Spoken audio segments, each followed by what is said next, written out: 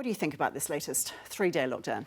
Well, it's a bit scary that they've got these cases now, and they've been in Byron Bay and they've been in Gladstone or around the place. So when it was all in Strathpine or Stafford, you could see that they seemed to be reasonably well controlled, but now it's just moving around a little bit. And when you got that in New South Wales, they did lock down the northern beaches when it was starting to spread around and you weren't quite sure where it was. It is the safest thing to do.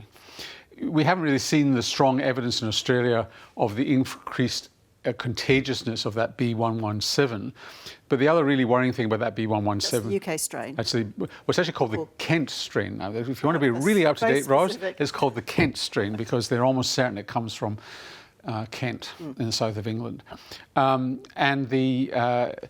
But it's more virulent, so it does tend, if you get it, it's more dangerous. So there's a couple of reasons why you just want to be a little bit more careful. It's probably not as infectious as we first thought, or contagious, but it is more contagious than average. But all that said, should they have moved earlier then? And we spoke to a bar owner in Brisbane a short time ago. He was surprised that the whole state wasn't locked down, given the fact people have a few hours to go to the Gold Coast, to go to the Sunshine Coast and escape the lockdown.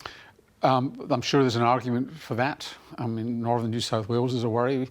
We yet to hear the press conference from the Premier in New South Wales. You could argue that. Probably not going earlier is, I think the rationale with that was sound, that they've got good contact tracing now. They thought they had it pinned down. But you've got the problem here, and you just got to keep on being reminded about this virus.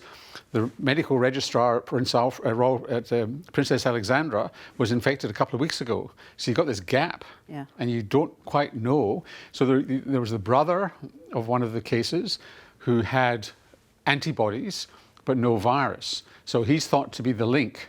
But how many other links? You've got to go back in time to that person's contacts. How many other people are involved, and they're uncovering that. So, hopefully they'll pin it down incredibly quickly, and the people who become positive will become positive in quarantine, which is what happened in the northern beaches in New South Wales. That's what you want, is that you're at home when you're diagnosed positive. But the lockdown ends right before the long weekend, the long Easter weekend.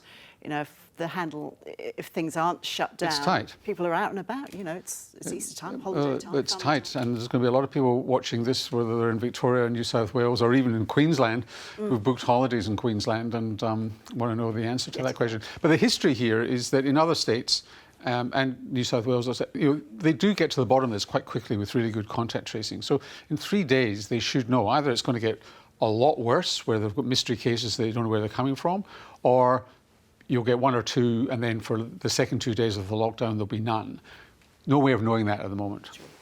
More on the Health Report on RN at 5:30 today, and of course the Coronacast podcast. Yeah. Norman, thanks. You're welcome.